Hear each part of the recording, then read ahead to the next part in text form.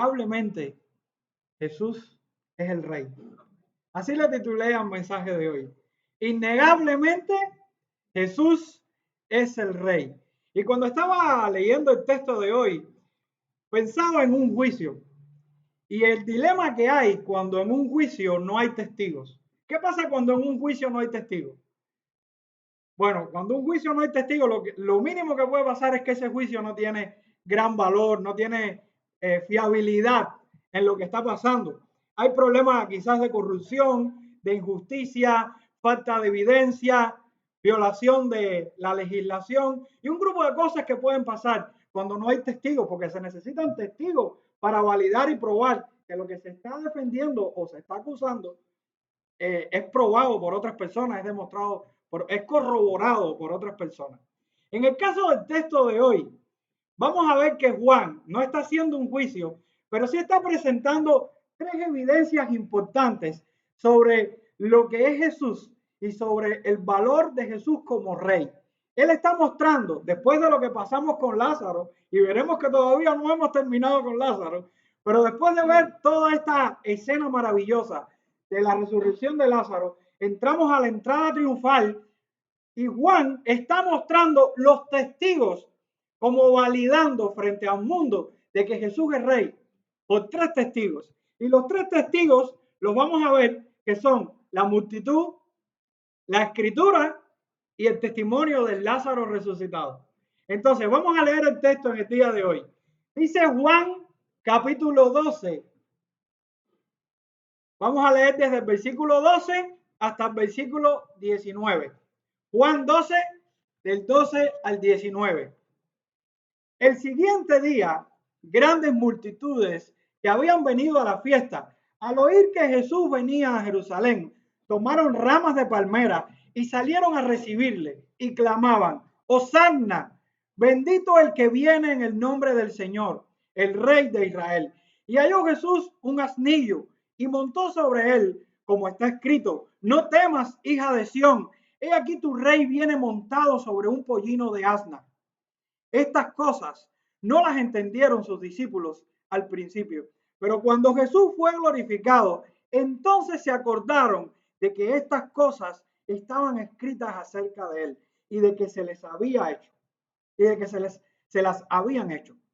Y daba testimonio la gente que estaba con él cuando llamó a Lázaro del sepulcro y le resucitó de los muertos, por lo cual también había venido la gente a recibirle, porque había oído que él había hecho esta señal. Pero los fariseos dijeron entre sí: ya veis que no conseguís nada, mirad, el mundo va tras él. Podemos decir por el texto de hoy que Jesús es el rey. Absolutamente Jesús es el rey. Y lo podemos ver en el testimonio de tres personas. Primero la multitud. Lo vamos a ver desde el versículo 12 hasta el versículo 13. En segundo lugar, el testimonio de las escrituras, que están desde el versículo 14 hasta el versículo 16. Y después vamos a ver el testimonio de Lázaro el resucitado en el versículo 17 en adelante, hasta el versículo 19. Son suficientes las razones para proclamar a Jesucristo como rey. Y esto es evidente por el texto. La gente clamó a Cristo como rey. Y este es el primer testimonio. El testimonio de la multitud. Dicen los versículos 12 y 13. El siguiente día, grandes multitudes que habían venido a la fiesta, al oír que Jesús venía a Jerusalén, tomaron ramas de palmera y salieron a recibirle y clamaban: Hosanna, bendito el que viene en el nombre del Señor, el Rey de Israel. ¿Recuerdan cómo empezaba el mensaje de la semana pasada en el versículo 1? Estaban a 6 días antes de la Pascua. Ahora pasó un día, estaban más cerca de la Pascua. ¿Y qué implica esto en este contexto? Que las ansias de libertad estaban a flor de piel. Recordemos que la fiesta de la Pascua era la fiesta de mayor concentración de judíos en Israel. Se estima que en Israel había en ese momento entre 20,000 o 55,000 personas aproximadamente que vivían en Jerusalén. En el momento de la Pascua, como era obligatorio que todos los hombres fueran a Jerusalén, habían aproximadamente, como mínimo, 150,000 personas. Vamos a suponer que hay diferencias, pero pensemos entre 150,000, 300,000. Hay personas que exageran ese número también. Era una gran multitud, era una multitud y una gran concentración que tenía a flor de piel un pensamiento, y era el pensamiento de la Pascua, el pensamiento que recordaba la Pascua, recordaba la libertad, recordaba la libertad de Egipto. El pueblo había sido liberado y cada vez que celebraban la Pascua, independientemente de que presentaron sacrificios, ellos estaban recordando el suceso de que aquella vez cuando Dios le dio la libertad de Egipto y pintaron los dinteles de sus casas con la sangre del cordero, fueron librados de la ira de Dios y del ángel de la muerte, quien mató a los primogénitos de Egipto. Debemos resaltar quién es el centro de atención en esta fiesta. Y la misma multitud está clamando a uno. Dice el texto que grandes multitudes que habían venido a la fiesta, al oír que Jesús venía a Jerusalén, tomaron ramas, salieron a recibirle, le llamaron Hosana y bendito. O sea, Jesús es el centro de atención de esta gente que estaba aquí. Y la atención era distinguida porque tomaron ramas de palmera. Y esto es importante, hermanos, porque el hecho de que estas personas tomaran ramas de palmeras y salieran a recibir a Jesús, estaban dando un énfasis, estaban dando un sentido de regocijo, de triunfo, de victoria. No era la primera vez que un guerrero o un valiente libertador entraba por Jerusalén y las personas le hacían este tipo de reverencia. Los textos entre el Antiguo Testamento y el Nuevo Testamento, que son apócrifos, registran que en un momento determinado Simón el Macabeo y Judas el Macabeo entraron por la ciudad y las personas le batieron palmas, hicieron cánticos y dieron honor porque ellos habían derrotado a sus enemigos. Entonces, el simple hecho de que estas personas batieran las palmas y le dieran honor a Jesús entrando, estaban diciendo de que era un victorioso como aquellos victoriosos que les habían liberado en el pasado. Ellos tenían ansias por la libertad. Ellos tenían un deseo por la libertad. Y esto lo que significaba es que todo iba a ser mejor. Todo iba a mejorar con la entrada de este rey, porque ellos esperaban, sin duda alguna, que Jesús les ayudara, que Jesús les liberara, porque así se ve en la palabra Hosanna. Y lo que significa la palabra Hosanna es un clamor de auxilio, es un clamor de salvación, pero está en modo imperativo, porque ellos querían que fuera una orden, que fuera ahora. Es como decir, Jesús, sálvanos, sálvanos ahora, en este momento, pero al mismo tiempo este clamor era un clamor de esperanza, porque ellos tenían confianza en que a este al que le estaban clamando y al que le estaban pidiendo ayuda para el momento, era el que les podía liberar. Entonces la multitud está persuadida a creer que ese libertador esperado es Jesús. Es una súplica de urgencia, dando el sentido esperanzador. Y esto nos lleva a dos conclusiones importantes. Primero, que ellos estaban desesperados por auxilio. Y segundo, que vieron la esperanza en Jesús. Así que este sentido y esta necesidad que tenía esta gente les llevó a ver a Jesús como el centro de su atención, pero a llevarlos como el centro de su atención, como alguien que les puede liberar. Ellos le dicen, bendito el que viene en el nombre del Señor, el Rey de Israel. Esto es una invocación mesiánica que es expresada en el Salmo 118. Para un conocedor del Antiguo Testamento, oír esta frase o decir esta frase implicaba que a la persona que le estaban diciendo esto era al Mesías, o aquellos creían que era el Mesías. Y aunque el Evangelio de Marcos, que cuenta este suceso, lo cuenta mostrando a un Jesús, a un rey davídico, Juan en este texto específicamente está mostrando a Jesús como la esperanza espiritual para ellos. Él está presente y esa es la esperanza que está mostrando Juan al ver el clamor de la multitud. Juan está diciendo, esta es la esperanza espiritual para el pueblo de Dios.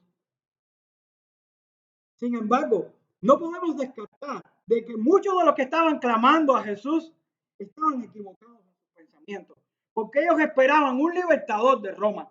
Muchos de ellos esperaban que ese libertador se levantara con una espada y destruyera el imperio romano.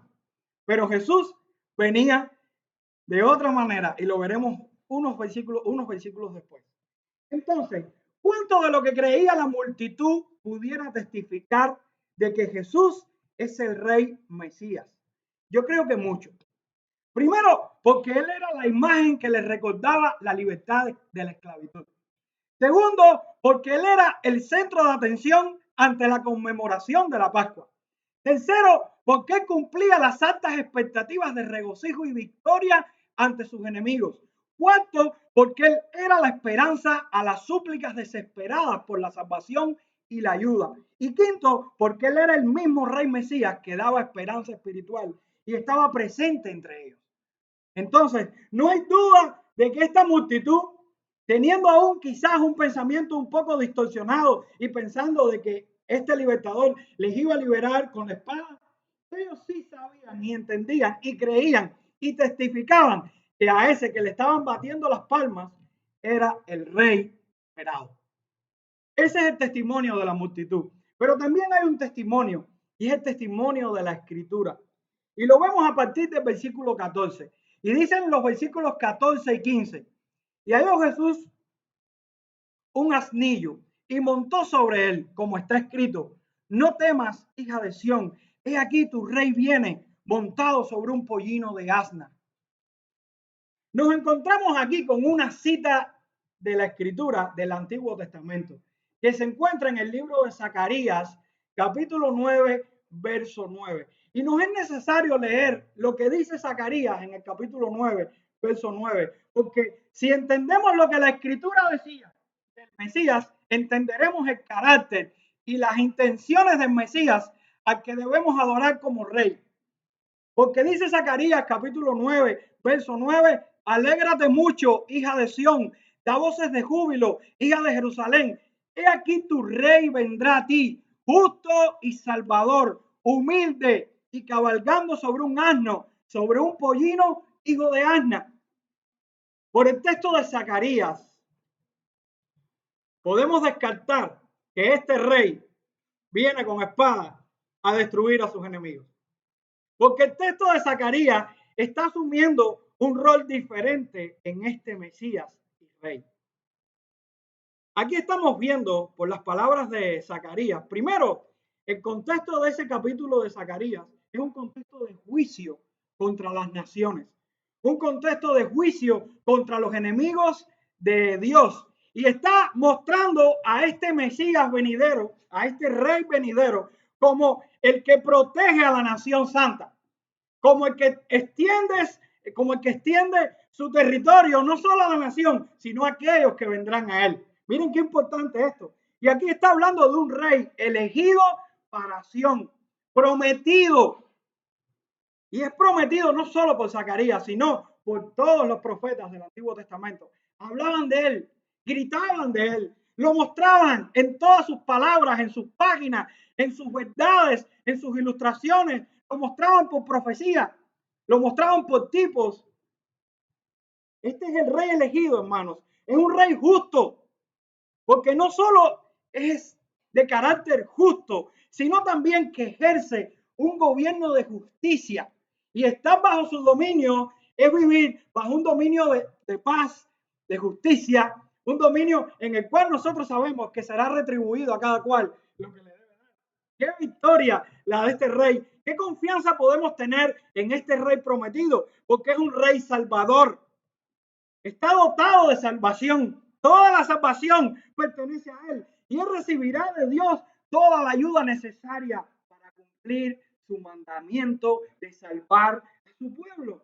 Entonces tenemos la confianza por la multitud de que su testimonio es real y estaban convencidos de que eres rey. Pero ahora estamos viendo por la escritura que este texto explicado en el Antiguo Testamento es un texto que está enmarcando el poder salvador, el poder justo, pero también el poder humilde de nuestro rey. Porque él es un rey humilde. ¿Y cómo se presenta el rey? ¿Montado en un caballo? No, montado en un asno pequeño, un asnillo. ¿Y esto qué implica, hermano? Esto implica que es un rey pacífico. Y esto implica un estado de humillación, un estado de miseria y un estado de sufrimiento.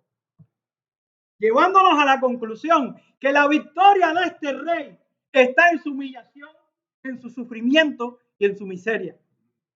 Entonces podemos detenernos aquí y pensar que aunque la multitud estuviese equivocado, la escritura sí está enmarcando el carácter de este rey humilde, este rey justo, este rey salvador, este rey prometido.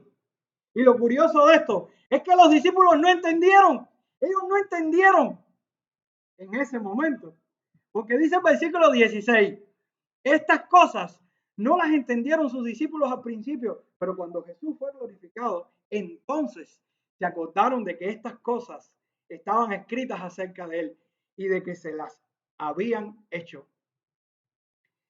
Debemos puntualizar esto. Aunque para nosotros la revelación está completa y nosotros la tenemos en su totalidad, los discípulos en ese momento no la tenían completa.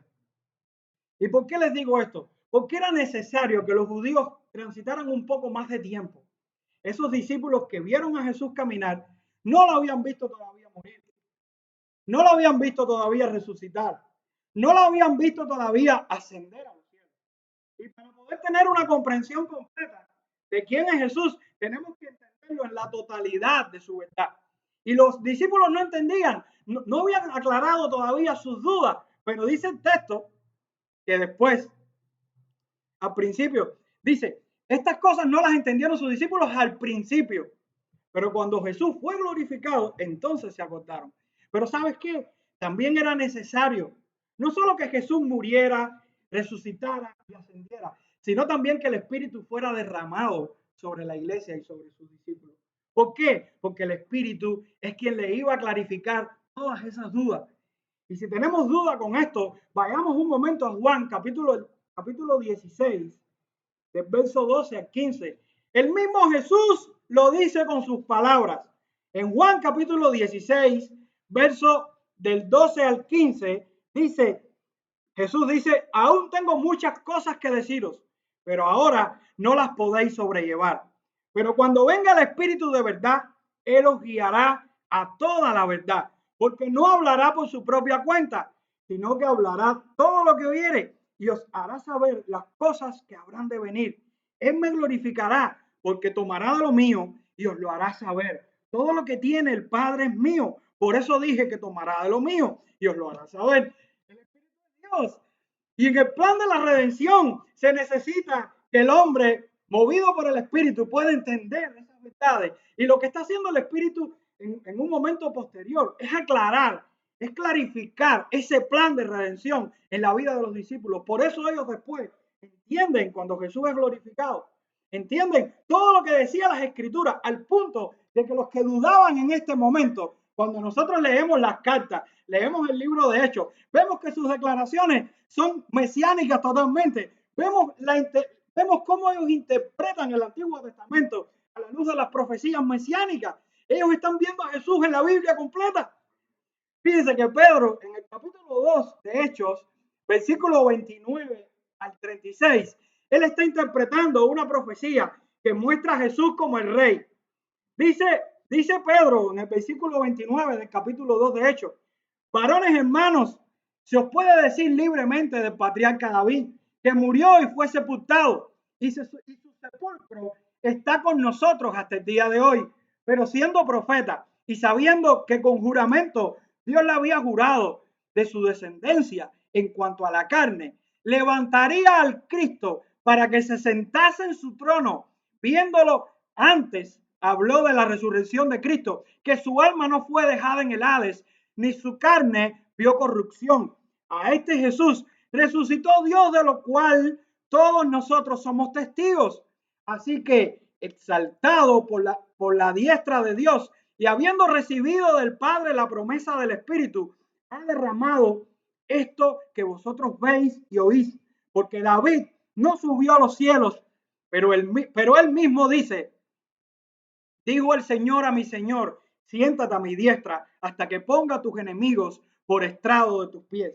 Sepa pues ciertísimamente toda la casa de Israel que a este Jesús, quien vosotros crucificasteis, Dios le ha hecho Señor y Cristo.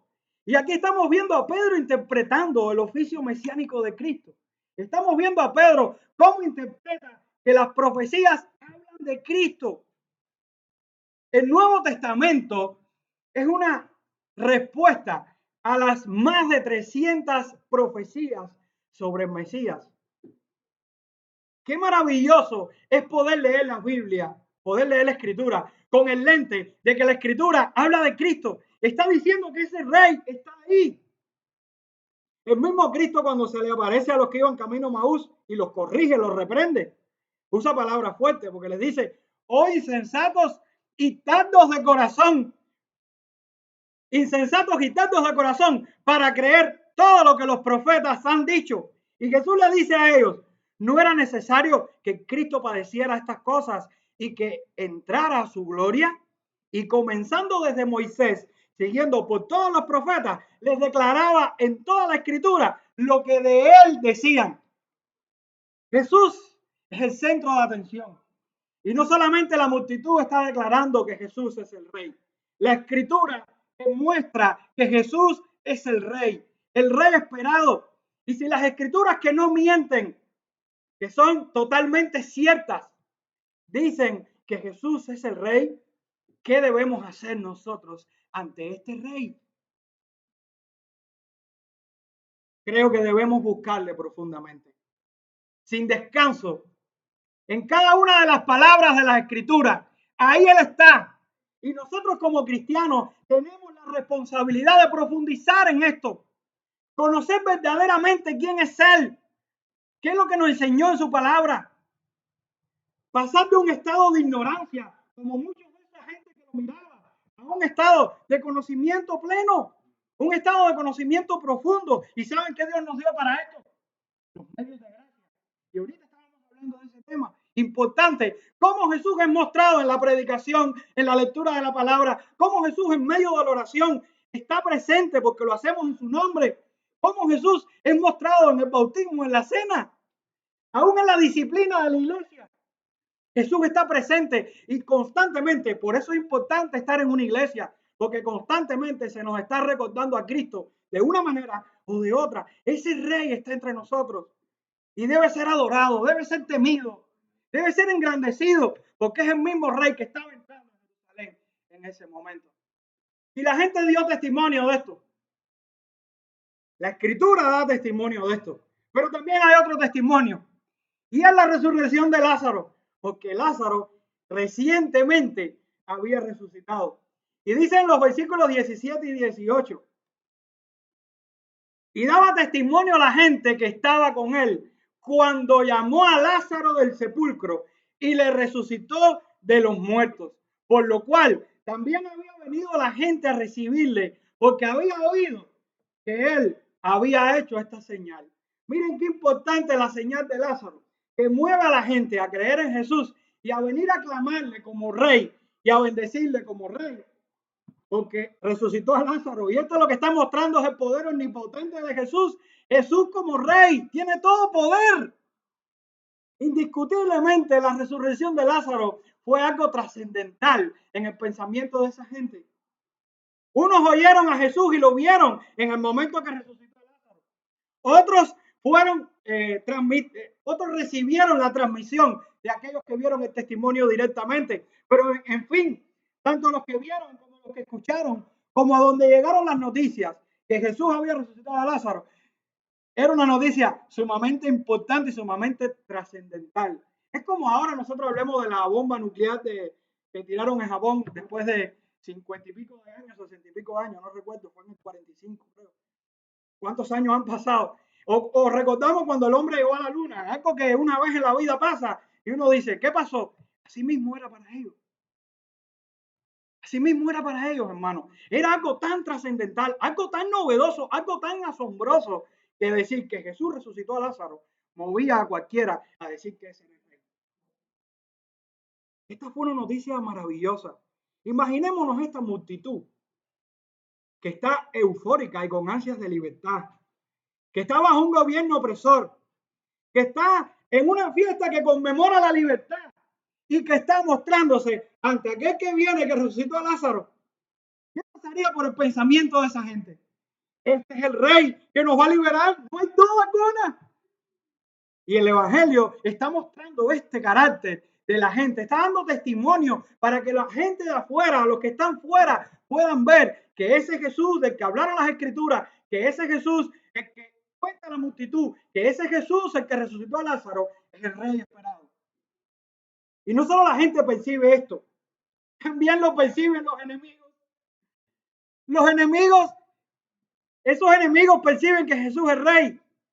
Dice el versículo 19, pero los fariseos dijeron entre sí, ya veis que no conseguís nada. Mirad, el mundo se va tras él. ¿Y por qué los fariseos decían esto? Porque los fariseos querían tapar todo vestigio del milagro de Lázaro, porque la señal de Lázaro iba a despertar fe en la gente, iba a cambiar la atención de la gente y les iba a llevar a creer en Jesús. Cuando nosotros vamos al capítulo 11, que lo predicamos hace semanas atrás, en el versículo 47 y 48 expresa las motivaciones de los fariseos y las conclusiones de estos fariseos y los principales sacerdotes. Dice el texto, entonces los principales sacerdotes y los fariseos reunieron el concilio y dijeron, ¿qué haremos? Porque este hombre hace muchas señales.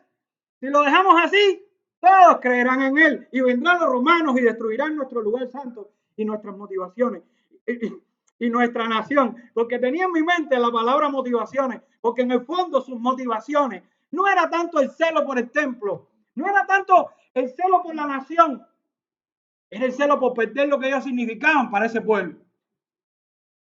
Y Jesús les quitó el protagonismo a resucitar a Lázaro. ¿Quién puede resucitar un muerto?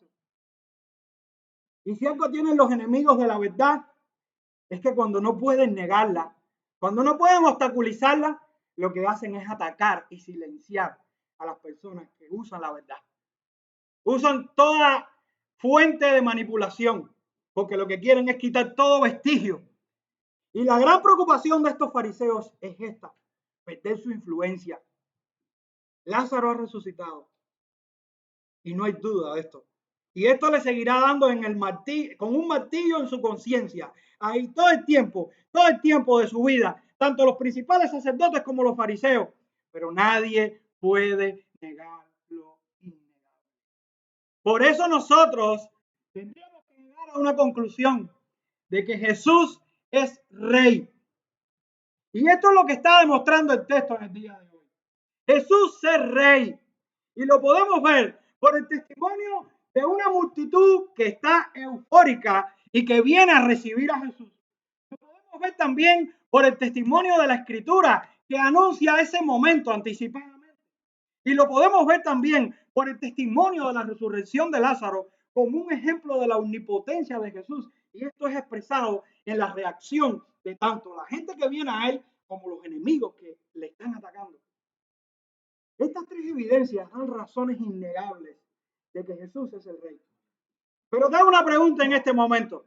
¿Cuánto de lo que ellos entendían ese día es toda la verdad de que Jesús es el rey?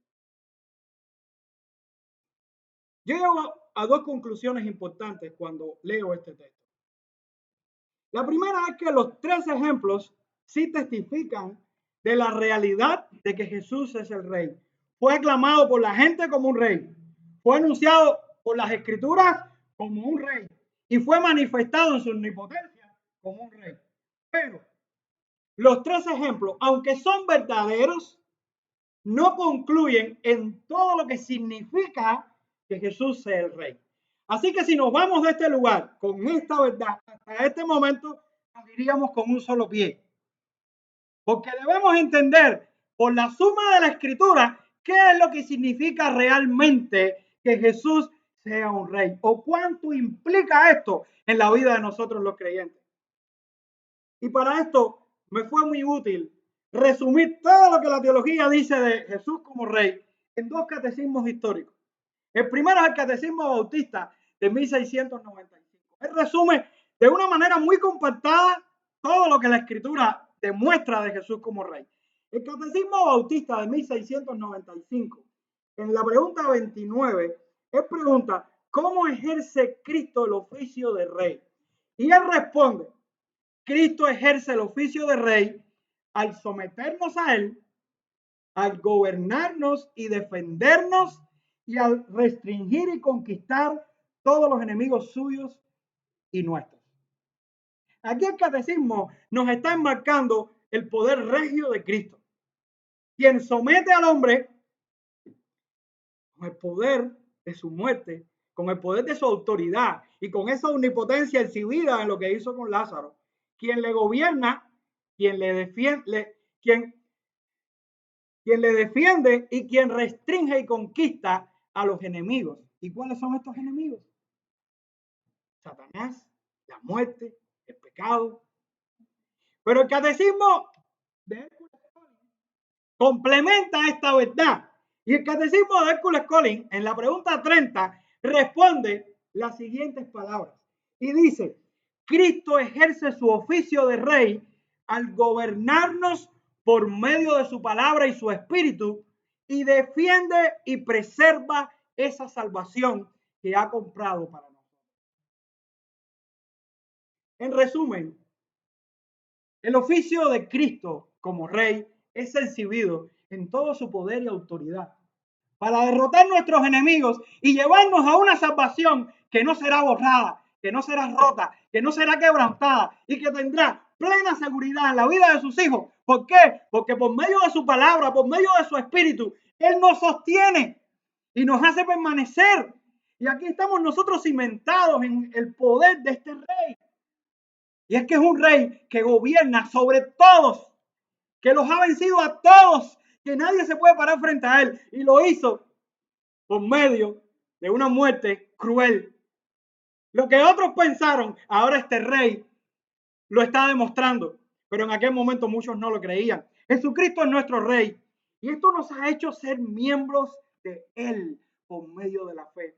Esto nos ha hecho ser participantes de su unción. Y esto nos lleva a nosotros como creyentes a tomar decisiones. Porque no solamente contemplaremos este reinado y lo alabaremos con nuestra boca. No, actuaremos en base a lo que él hizo. Y este es nuestro rey y nos ha demostrado suficientes razones para hacerlo. Entonces, ¿qué haremos nosotros? Porque lo mínimo que podemos hacer como creyentes es luchar, batallar, combatir contra Satanás, el mundo y la carne, con una libre conciencia, con una buena conciencia, como nos enseña la Escritura. Tenemos un combate constantemente y ya nuestro rey venció a nuestro enemigo. Pero nosotros estamos en su ejército y nos toca no ser aliados de Satanás, el mundo y la carne, sino ser sus enemigos. Esto nos lleva a gozarnos en un reino que es eterno y a vivir con ese gozo y pensar que la ciudadanía eterna es la más importante, esa ciudadanía celestial. Esto nos lleva a servir en medio de la iglesia, porque la iglesia es su pueblo, es su cuerpo. Esto nos lleva a no descuidarnos en nada, no descuidar sus mandamientos, no descuidar su palabra, no descuidar todo lo que nos ha instruido en su palabra, porque Él es nuestro rey. Y esto nos lleva a ser proclamadores de su verdad, porque si le amamos, le creemos, estamos convencidos de lo que significa ese rey para nosotros, nosotros a todo el mundo le tendremos que decir que es ese rey.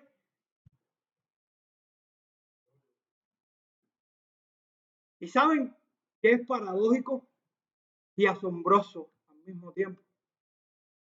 Que cuando los enemigos de nuestro rey lo ironizaron y pensaron en crucificarle, pusieron arriba de él. ¿Cuál fue el cartelito que pusieron arriba de Jesús? Este es el rey de los judíos. Y cuando los enemigos pensaron irónicamente y malvadamente exhibir ese nombre, ese es su rey, delante de todos, en cualquier lengua conocida en ese momento ahí. ¿Cuántas lenguas tenía? Todo el mundo podía leer. Ese es el rey de los judíos crucificado. Cuando ellos pensaron y lo avergonzaron, Ellos lo que no sabían es que el poder de su vergüenza es el poder de nuestra victoria, hermano. Y qué bendición que nuestro rey humilde fue a la cruz, fue un sufrimiento mayor que nosotros, un sufrimiento mayor que el que nosotros deberíamos pasar. Y Él sufrió nuestra pena, Él sufrió nuestro dolor, Él sufrió nuestra vergüenza, Él sufrió nuestros látigos, Él sufrió el escarnio del mundo por amor a nosotros. Ese es nuestro rey. Ahí está el poder de su victoria. Pero nuestro rey no terminó en la cruz. Porque nuestro rey es glorificado sobre todo nombre. Y toda rodilla y toda lengua confesarán que Él es el Señor, para gloria de Dios Padre.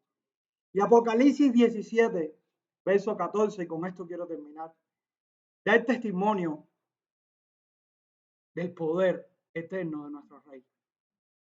Apocalipsis 17, versículo 14, dice estas palabras. Pelearán contra el Cordero, y el Cordero los vencerá.